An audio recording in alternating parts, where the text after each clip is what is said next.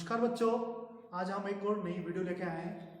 NCERT की कक्षा 7 की मैथ्स में 4th चैप्टर है सरल समीकरण। उससे संबंधित आज हम इस पर परिचर्चाएं करेंगे। सबसे पहले सरल समीकरण होती क्या है, इसके अंदर क्या क्या होता है, इसके क्वेश्चंस कैसे सोल्व करते हैं, इस पर हम आज थोड़ा बात करने वाले हैं।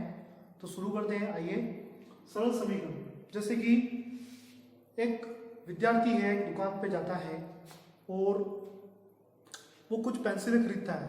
एक पेंसिल होती है 5 रुपए की, और दुकानदार दुकान पे जाने के बाद जैसे दुकानदार को पैसे देता है, तो कुछ पैसे देने के बाद उसमें कुछ और 20 रुपये और जोड़ देने पर 100 रुपये उसको प्राप्त हो जाते हैं, मतलब 100 रुपये उसका आंकड़ा हो जाता है।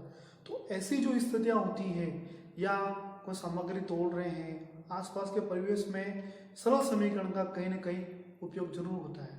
तो आइए हम सरल समीकरण की ओर बढ़ते हैं। कैसे दैनिक जीवन में इसका उपयोग होता है, इनका हल हम कैसे प्राप्त करते हैं, इस पर जो एग्जाम्पल मैंने अभी दिया था उसको हम यहाँ लिखने का प्रयास करते हैं।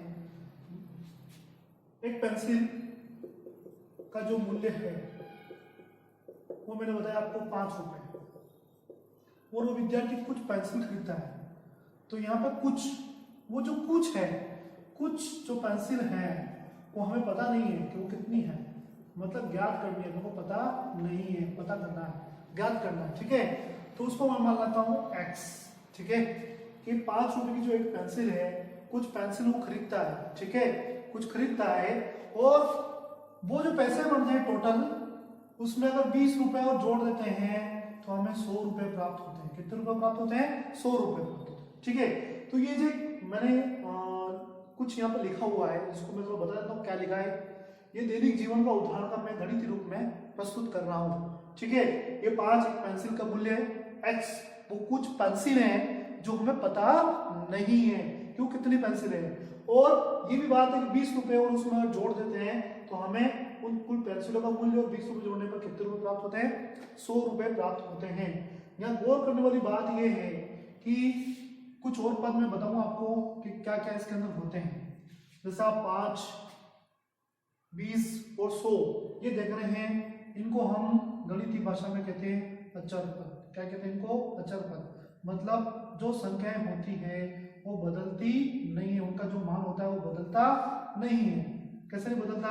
जैसे 5 तो 5 का मान 5 ही रहता है, कभी 4 नहीं होगा, नहीं कभी 6 होगा। 20 का मान बात कर रहे हैं, 20 का मान कभी ना तो 19 होगा और नहीं 21 होगा। 100 की बात करें तो 100 ना कभी 99 होगा और ना ही कभी 101 होगा। तो ये फिक्स मान है ना, ये इनकी जो वैल्यू है वो क्या है? स्थिर है, वो कभी बदली नहीं जा सकती। तो इनको बोलते हैं अचर पद। क्या बोलते हैं इनको? अचर पद। और ये जो x है, x इनको बोलेंगे चर पद। चर पद का मतलब यह समझना मैं चाहूंगा। चर पद का मतलब होता है ऐसी वैल्यू या ऐसा मान जो अलग अलग मान के लिए बदलता रहता है। जैसे कि मान लो मैं जब कुछ पेंसिल या कुछ उदाहरण दे दूं, जैसे 15 पेंसिल, 16 पेंसिल, 17 पेंसिल, कुछ और भी अलग अलग मान दे दूं, तो इसका मान क्या होता है? बदलता रहता है। मतलब ये चलने वाला, विचरण करने वाला, मतलब हर प्रकार से बदलने वाला। जितनी संख्या आप लेना चाहोगे उतनी संख्या आप यहाँ पर ले सकते हैं। अलग समीकरण के लिए अलग समीकरण अलग माना जाएगा, दूसरी समीकरण के लिए अलग माना जाएगा। इसका जो भी मान है वो अपन पता करेंगे कैसे इसको मान लो। तो ये अपनी क्या बन गई? एक सरल समीकरण बन गई। क्या बन गई है? सरल समीकरण। सरल समीकरण। अब इसके अंदर कैसे क्या होता है मैं बताता हूँ आपको पूरा। सरल समीकरण इसको हम कैसे कहेंगे?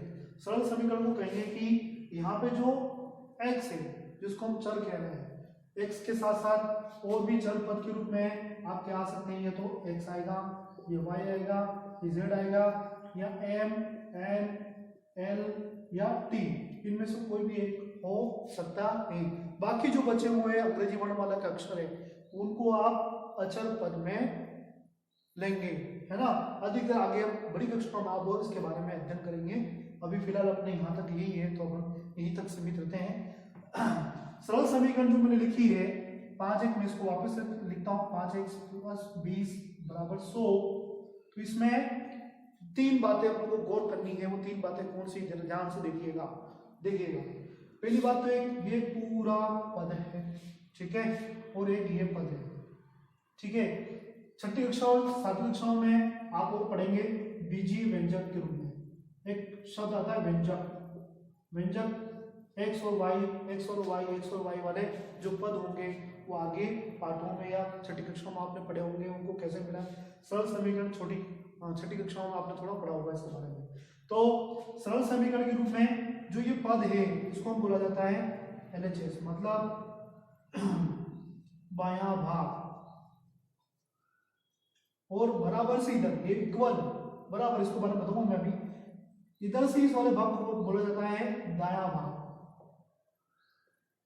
और ये बीच में जो बराबर का साइन है या बराबर का जो चिन्ह है इसको बोलते हैं हम समता। क्या बोलते हैं इसको? समता या इक्वल, इसको इक्वल कहते हैं। जब ये सभी चीजें एक साथ मिलती है तभी अपने समीकरण का निर्माण होता है। ये सभी एक साथ होंगे, 5x + 20 = 100 होगा तभी ये समीकरण का निर्माण होगा। जैसे मैं लिख देता हूँ 5x + 20, तो ये समीकरण नहीं होगा, ये क्या बन जाएगा आपका? केवल एक व्यंजक बन जाएगा। क्या बन जाएगा? क्या बन जाएगा? व्यंजक बन जाएगा। इसको समीकरण बनाने के लिए हम लोगों को बराबर करके या जो भी अंक होता है, जैसे 100 है तो 100 हम लिखकर इसको समीकरण का निर्माण करते हैं। तो इस समीकरण का निर्माण करने का प्रोसेस है, दैनिक जीवन से उदाहरण से लेकर हमने समीकरण का निर्माण किया है। आइए कुछ उदाहरणों से एक्सरसाइज के जो कुछ सवाल लिए हैं इनसे अपने एक समीकरण बनाना सीखते हैं। पहला सवाल, संख्याओं x व 4 का योग कितना है? 9 है। संख्याओं x यहाँ पर चल दे रखा है, तो समीकरण का बनाना कैसे होगा कि जो पहली जो संख्या उसको हम लिख लेंगे। यहाँ पर क्या लिखा है? योग का मतलब क्या होगा? प्लस लगा देंगे। और कौन सी संख्याओं का? 104 लिख दिए। योग मतलब बराबर, दोनों को जोड़कर कितना बन रहा है? 9 बन रहा है। तो हमारी सरल समीकरण क्या बन जाएगी? x + 4 बराबर कितना? 9। ठीक है, आगे और बढ़ते हैं। ऐसे ही है, ज्यादा फर्क इसमें नहीं है, डिफरेंस नहीं है। दूसरे की ओर बढ़ते हैं, देखते हैं। a का 10 गुना कितना है? 70 है। आप जरा ध्यान देना, यहाँ पे क्या लिखा है? गुना लिखा हुआ है। गुना मतलब गुणा है ना, गुना का मतलब यहाँ पर क्या है? गुना। तो a संख्या कौन ले ली? ठीक है, a का 10 गुना मतलब इसमें कितना गुना करना अपने को? 10 गुना कर देंगे। ये 10 है, ऐसे 10 का गुना कर दिया, बराबर कितना हो गया? 70 हो गया। इसको हम और शॉर्ट में लिख सकते हैं 10a, 10 के साथ इसको गुणा में अगर क्रॉस का चिन्ह लगाएंगे तो भी चलेगा, है ना। 10a बराबर कितना हो जाएगा? 70। ये हमारा क्या हो जाएगा? सरल समीकरण बन जाएगा। और आगे बढ़ते हैं। y में से 2 घटाने पर 8 प्राप्त होता है। किस में से घटा रहे हैं? y, या y लिख देंगे। क्या घटा रहे हैं अपन? 2 घटा रहे हैं, तो y में से कितना घटा दिया? 2 घटा दिया। कितना प्राप्त हो रहा है? बराबर में हमें कितना उत्तर प्राप्त हो रहा है? 8 प्राप्त हो रहा है। तो हमारा सरल समीकरण क्या बन जाएगा? y - 2 बराबर कितना? 8। ये हमारा सरल समीकरण बन जाएगा। चौथे उदाहरण की ओर बढ़ते हैं। t का 3/4 कितना होता है? 15 है। तो t ले लिया। अब 3/4, 1/4 तो आपको पता है 1/4 कितना होता है? 1/4। ठीक है, 3/4 कितना हो जाएगा? 3/4। ठीक है, तो t का 3/4 कितना? t में 3/4 का क्या कर रहा है? गुणा कर रहा है। ठीक है, तो t का 3/4 निकालना मेरे को, बराबर कितना प्राप्त हो रहा है? मेरे को 15 प्राप्त हो रहा है। मैंने पहले ही बताया कि 10 का a में गुणा करने पर कितना हो जाएगा? 10 है। उसी प्रकार t का 3/4 में गुणा करने पर कितना हो जाएगा? 3/4। यहाँ पे लिख देंगे t बराबर कितना? 15। यह हमारा क्या बन जाएगी? सरल समीकरण बन जाएगी। इस प्रकार 4 उदाहरणों से आप देख सकते हैं कि हमने जो भी भारत वाले जो सवाल होते हैं उनका क्या बनाया? सरल समीकरण। आइए हम सरल समीकरण का हल ज्ञात करने का प्रयास करते हैं कि सरल समीकरण हल कैसे करते हैं। आप इस चित्र को जरा गौर से देखकर अपने दिमाग में जोड़ डालिए, किसका चित्र होगा। चलो, सोचा आपने किसका होगा? मैं बता देता हूँ। ये एक तराजू, ग्रामीण परिवेश में आप इसको देख पाएंगे। अभी हालांकि इलेक्ट्रॉनिक कांटे आ चुके हैं, हर दुकानदार पर आपको इलेक्ट्रॉनिक कांटे मिलेंगे। पहले इसी तरह के कांटे सभी दुकान पर चला करते थे, है ना। ठीक है, तो ये तराजू होगा।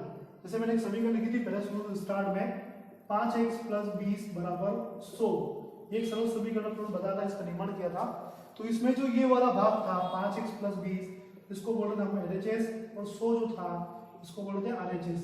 ये दोनों क्या चीजें बराबर, मतलब LHS और RHS दोनों ही क्या है, दोनों ही बराबर समान है, मतलब इनका जो मान है वो किसके बराबर है, 100 के बराबर। ठीक है, तो ये तराजू के हिसाब से इस समीकरण को हम ऐसे इस तराजू पर बता सकते हैं कि ये वाला भाग LHS हो जाएगा और ये वाला भाग RHS हो जाएगा, मतलब 5x प्लस 20 और 100 इन दोनों का मान आपस में क्या होगा, बराबर होगा, तभी ये सरल समीकरण मतलब इक्वल समीकरण कहलाएगी।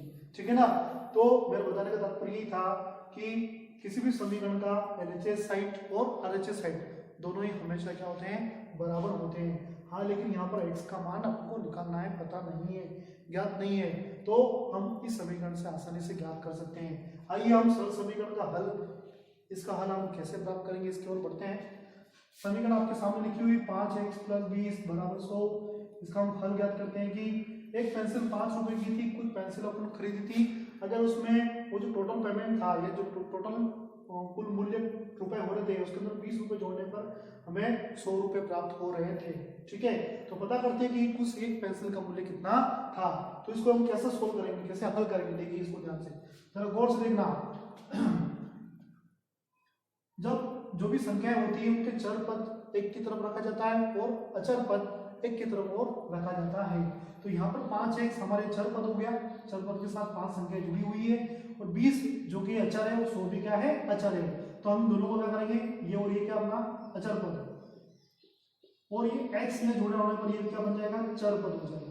हाँ, लेकिन ये जो 5 संख्या है वो अचर पद ही है, लेकिन x यहाँ जोड़ना होने से क्या बन जाएगा, ये चर पद बन जाएगा। तो अचर पदों को हम एक साथ ले लेंगे और चर पद को एक साथ लेंगे, या चर पद एक ही है, तो 5x हमने ले लिया, और इस 20 को उधर क्या किया, पक्षांतर किया। पक्षांतर करने का तरीका बताता हूँ, जब प्लस का चिन्ह होता है बराबर से इधर, तो पक्षांतर करने पर वो माइनस का बदल जाता है, अगर यह माइनस का होता तो बराबर से उधर जाने पर किसमें बदल जाता, प्लस में बदल जाता। तो मैं क्या कर रहा हूँ, इस प्लस 20 का क्या कर रहा हूँ, मैं पक्षांतर कर रहा हूँ, क्या कर रहा हूँ मैं, पक्षांतर, मतलब एक पक्ष से दूसरे पक्ष की ओर ले जा रहा हूँ, और इसमें आपको ध्यान रखना है, जब मैं ले जाता हूँ तो चिन्हों का आपस में फेरबदल होता है, प्लस का माइनस बन जाता है, या अगर यह माइनस होता तो वो प्लस में बदल जाता। चलो इसको आगे हम हल करते हैं, और 5x बराबर 100 में से 20 घटा कितना होगा, आप बताइए कितना होगा, बिल्कुल 80 होगा, कितना होगा, 80। ठीक है, अब यहाँ पर क्या करना है आपको, कैसे इसको हल करेंगे, मैंने आपको बताया था एग्जाम्पल पहले दिया था 10a वाला, वैसे ही है, यहाँ पर x के 5 गुणा में है, तो बराबर से इधर इधर की तरफ में इसको भेजेंगे तो ये भाग में चला जाएगा, किस में चला जाएगा, भाग में। अगर 5 या प्लस का होता उधर भेजने पर माइनस में मतलब घटाव में चला जाता, लेकिन यह गुणा में होने पर कहा जाएगा, भाग में जाएगा। तो x बराबर ये 80 बटा कितना हो जाएगा, 5, इसको हमने क्या कर दिया, 5 को क्या कर दिया, भाग के रूप में रख दिया या भेज दिया, यूं कह सकते हैं। ठीक है, यह आसान सा तरीका, आप यूं भी समझ सकते हैं इसको, कैसे, जैसे कि यहाँ पर हमको x को अकेले लाना है, तो आप क्या कर सकते हो कि 5x इधर लिखा है और 80 इधर लिखा है, तो आप बताइए कि 5x यहाँ है कि इसमें हम कितने का भाग दें कि केवल x ही बचेगी, तो आप बताइए उत्तर, आप बताइए क्या बताएंगे, 5। यहाँ पे हम क्या लिख देंगे, 5 ही, मतलब 5 का भाग बाएं भाग में भी दे रहे हैं और 5 का भाग दाएं भाग में भी दे रहे हैं, तो वही वाली बात आ गई, 5 से 5 कट जाएंगे और x बचेगा, ये x आ गया, और 80 बटे कितना हो जाएगा, 5 हो जाएगा।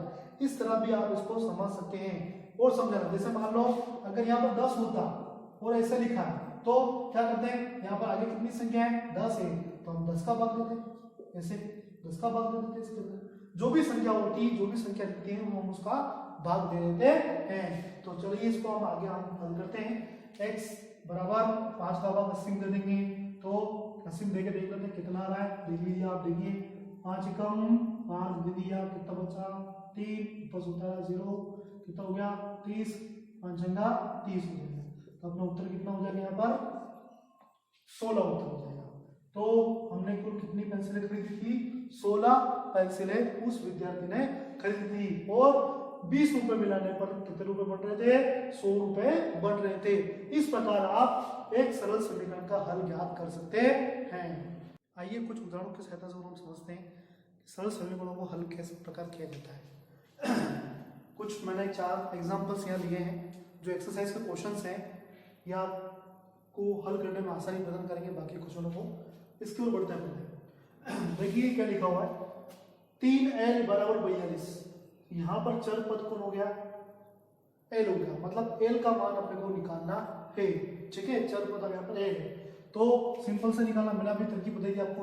l के साथ कौन जुड़ा हुआ है? 3 जुड़ा हुआ है। इसका तो 3 का भाग बायां भाग में भी भाग देंगे और दायां भाग में भी भाग दे देंगे। तो 3l बटा कितना? 3 बराबर 42 बटा 3। क्या किया? 3 का दोनों तरफ भाग दे दिया। 3 का भाग दोनों पक्षों में दिया, दोनों पक्षों में दिया। कौन कौन से पक्ष? बायां पक्ष और दायां पक्ष। ठीक है, आगे की ओर बढ़ते हैं। 3 से 3 कट गया, यहाँ पर क्या बचा? क्या l बचा और 3 का भाग हम 42 में देंगे। देखिए आप करके देखिए, 3 का भाग 42 में देंगे कितना उत्तर आता है? निकालिए आप, पेन कॉपी लिए और निकालिए कितना आएगा बताइए मुझे। फिर कितना आया? कितना आया? 14। Very good, 14। कितना आया? 14। तो l का मान यहाँ पर कितना प्राप्त हुआ? अपने को 14 प्राप्त हुआ। ठीक है, यहाँ पे l जो चर था उसका मान हमें कितना प्राप्त हुआ? 14 प्राप्त हुआ। क्यों? क्योंकि 3 एकम 3 के पार्ट से या 14 के पार्ट में 42 कितनी बार आता है? 3 बार आता है। तो l का मान हमें 14 प्राप्त हो जाएगा। दूसरे एग्जाम्पल की ओर बढ़ते हैं। ये है z, 2 नहीं है, क्या ये? z बटा 3 बराबर 5 बटा 4। इसका मतलब ये दोनों क्या है? बराबर है। मतलब z बटा 3 और 5 बटे 4 ये दोनों क्या है? बराबर। मतलब इस z का मान आपने को ऐसे निकालना है कि दोनों क्या हो जाए? बराबर हो जाए। तो यहाँ पर चर कौन हो गया? अपना z हो गया है ना, z का मान निकालना है। तो वही मैंने वो बताता हूँ इसको कैसे हम करेंगे। इसको क्रॉस गुणा से हम इसको हल करेंगे। क्रॉस गुणा मतलब ये अंश बटा हर में है, ये भी क्या है? अंश बटा हर में। यहाँ पर आप देखो तो ये केवल पूर्णांक में दे रखा है ना, ये भिन्न रूप में दिया गया नहीं है। ठीक है, तो हम क्या करते हैं, इसको बोलते हैं क्रॉस गुणा। क्रॉस गुणा करने पर, क्रॉस गुणा कैसे कर रहे हैं हम? देखिए ध्यान से, z बटा 3 बराबर 5 बटा 4। जरा ध्यान से देखना, मैं 3 का गुणा करूंगा किसके साथ? 5 के साथ करूंगा। ठीक है, और क्योंकि z का मान निकालना तो 4 का गुणा इसके साथ करने की जरूरत अपने को नहीं है। ठीक है, तो z को मैं क्या कर दूंगा? छोड़ दूंगा। 4 का गुणा इसके साथ नहीं करूंगा। इस 3 को गुणा सीधे क्या करूंगा? 5 से करूंगा। क्यों करूंगा? क्योंकि 3 के भागित में है ना, भाग में है तो सामने वाली संख्या में कहा जाएगा? आगे गुणा में जाएगा। इसके पहले ये गुणा में था तो कहा जा रहा था? ये भाग में जा रहा था। ठीक है, तो बढ़ते हैं आगे। देखिए z बराबर, इस 3 को गुणा किसके साथ किया मैंने? 5 के साथ कर दिया और नीचे कितना आ जाएगा? 4 आ जाएगा। इस प्रकार हमारा z का आंसर, z का उत्तर क्या प्राप्त होगा? 3 का गुणा हम 5 में कर रहे हैं, 5 दिया कितना? 15 और बटे नीचे कितना आ जाएगा? 4। इस प्रकार z का मान हमें कितना प्राप्त हुआ? 15 बटे 4 प्राप्त हुआ। चले आगे की ओर बढ़ते हैं। देखो नया सवाल आपके सामने लाए हैं, 20t बराबर -10। जी हाँ, यहाँ -10 है, जरा गौर कीजिएगा। ठीक है, किसका मान निकालना है? t का मान निकालना है। वो t यहाँ पर चल हो गया 20 गुणा में, तो कहाँ जाएगा? सामने वाली संख्याओं में भाग में चला जाएगा। तो यहाँ पर -10 ये लिख दिए और नीचे कितना लिख दिया? 20 कहाँ से आया? जो t के साथ था, यहाँ पर t के साथ अभी कोई भी संख्या नहीं है। ठीक है, तो 0 से 0 काट देंगे तो अपने पास t का मान कितना बचेगा? ये माइनस का माइनस आगे लगा देंगे, ऊपर कितना? 1 और नीचे कितना? 2। तो t का मान हमें प्राप्त हो जाएगा कितना? -1/2। चलिए आगे और हम करते हैं। देखिए ये चौथा उदाहरण हमने लिया है, 3s + 12 बराबर 0। गौर से देखना, बराबर में यहाँ पे कितना है? 0। मतलब s का ऐसा कोई मान है यहाँ पर जो 12 में 3 में गुणा करने पर 12 जोड़ने पर कितना प्राप्त होता है? 0 प्राप्त होता है ना, दोनों पक्ष बराबर होंगे। ठीक है, तो चलो हम निकालने का प्रयास करते हैं। मैंने आपको पहले बताया था कि चर वाले पद एक साथ रहेंगे और अचर वाले पद क्या रहेंगे? एक साथ रहेंगे। तो 3s 12 अपने को चाहिए नहीं, 0 की तरफ उसको भेजेंगे तो 0 पहले से था और ये प्लस को 12 को उधर भेजने में क्या बन जाएगा? 12 बन जाएंगे, ठीक है। और 0 की कोई वैल्यू होती नहीं है, इसलिए इसको हम क्या कर देंगे, छोड़ देंगे। तो हमारा अगला स्टेप क्या हो जाएगा, 3s बराबर कितना, माइनस के 12, ठीक है, कितने, माइनस के 12। अब यहाँ हुई 3s के गुणा में है, तो हम क्या करते थे, सामने वाले संख्याओं में क्या करते थे, भाग में इसको भेज देते हैं। तो s का मान हमें अब कितना प्राप्त हो जाएगा, -12/3, 3 एकम 3, 3 चौके 12, हाँ कितनी बार कटा, 4 बार कटा, ठीक है। ये माइनस का माइनस लिखा और एक हम छोड़ देंगे क्योंकि सर्वत्रिक संख्या है, इसको छोड़ देंगे। और ऊपर कितना है, 4 है, तो हमें s का मान कितना प्राप्त हो जाएगा, 4। गौर करने वाली बात यह है कि s का मान अगर -4 है तो 3 में इसको गुणा करने पर -12 बन जाता है, -12 और प्लस के 12 आपस में कट के क्या आ जाता है, 0 आ जाता है। ये हमारे 4 उदाहरणों के सहायता से अपन सीखे हैं, समीकरणों को कैसे हल करते हैं। इन उदाहरणों की सहायता से आप और भी प्रश्न जो है उनको हल करने का प्रयास कीजिए। 2 एग्जाम्पल और लेके देखते हैं हम कैसे उनका हल प्राप्त करते हैं। 2y + 5/2 बराबर 27/2, मतलब दायां पक्ष ये है अपना और बायां पक्ष पूरा ये है। इन दोनों में हल करके अपने को y का मान मतलब चर का मान निकालना है। तो क्या करेंगे, सबसे पहले वही चर वाले संख्या को एक तरफ और अचर वाले पद को एक तरफ। 2y का 2y लिख दिया मैंने, बराबर ये बराबर की इधर 27/2 और इसको हम क्या करेंगे, पक्षांतर कर देंगे। ये प्लस का है, इधर आने पर किसका बन जाएगा, माइनस। देखिए ये प्लस का और यहाँ पर किसका बन गया, माइनस का। यहाँ पे लिख देता हूँ मैं, पक्षांतर करने पर किसका पक्षांतर कर रहे हैं, किसका पक्षांतर कर रहे हैं अपन, 5/2 का पक्षांतर कर रहे हैं, ठीक है। आगे चलते 2y का 2y बराबर, ठीक, बराबर 2 और 2 का लघुत्तम लिया तो हम 2 ही लघुत्तम आते हैं। 2 का भाग 2 में दिया, एक बार गया, 1 का गुणा 27 में गया, 27 एकम 27, फिर माइनस का बीच में माइनस लगा दिया। 2 का भाग 2 में दिया, एक बार गया, 1 का गुणा 5 में किया, 5 एकम 5, वही 2y बराबर 27 में से 5 घटाए कितने बचे, 22 बचे, ठीक है। बटे कितना आ जाएगा, 2, 2 के बटे से 22 को काट लिए, कितनी बार कट जाएगा, 11 बार कट जाएगा। तो 2y बराबर कितना गया इधर, 11, नीचे एक सार्वत्रिक इसलिए छोड़ देंगे, एक का भाग किसी भी संख्या में दिया जाए तो वही संख्या प्राप्त होती है, ठीक है। अब y का मान निकालना है तो y बराबर 2 गुणा में, तो सामने वाली संख्या में कहाँ चला जाएगा, भाग में चला जाएगा। इस प्रकार हमें y का मान क्या प्राप्त हुआ, 11/2 प्राप्त हुआ। चलिए आगे को चलते हैं, कोई एग्जांपल देखते हैं। 5/2x यहाँ पर गुणा में, ठीक है, बराबर 25/4 अपने को दिया गया है। इस x मतलब चर का मान अपने को निकालना है, ठीक है। वही मैंने बताया था आपको, क्रॉस गुणा, क्रॉस गुणा जिसे कहते हैं, क्रॉस गुणा यहाँ पर करेंगे। क्रॉस गुणा करने पर मुझे कैसे पता चला कि यहाँ पर क्रॉस गुणा करना, आप कैसे पहचानोगे, क्योंकि यहाँ पर अंश और हर मतलब भिन्न संख्या में यहाँ पर दिए गए। आप यहाँ पर देख रहे थे, ये भी अंश बटा भिन्न, भिन्न वाले तरह के अंश बटा हर में है ना। यहाँ पर अंश बटा हर में अगर दिए जाते हैं तो उनको क्रॉस गुणा किया जाता है, ठीक है। क्यों ना, क्या अपने को x ही चाहिए, बाकी संख्या अपने को चाहिए ही नहीं, क्योंकि x का मान निकालना है। इसलिए क्रॉस गुणे से उनको क्या करते हैं, बाएं पक्ष से दाएं पक्ष की ओर भेजते हैं। तो 5/2 में वापिस से समीकरण लिख देता हूँ, x 25/4, ठीक है। क्रॉस गुणा से 2 का गुणा किसके साथ, 25 के साथ, और 5 का गुणा किसके साथ, 4 के साथ, ठीक है। एक सवाल पहले देखा था उन्होंने, यहाँ पर z लिखा हुआ था, आपने देखा हो, नीचे 4 ही था, ये z था, लेकिन यहाँ पे कोई संख्या नहीं थी z के साथ, इसलिए z को अपन 4 से गुणा नहीं कर रहे थे, ठीक है। क्योंकि x के साथ यहाँ पर संख्या कौन सी है, 5, इसलिए अपन 4 से गुणा कर रहे हैं।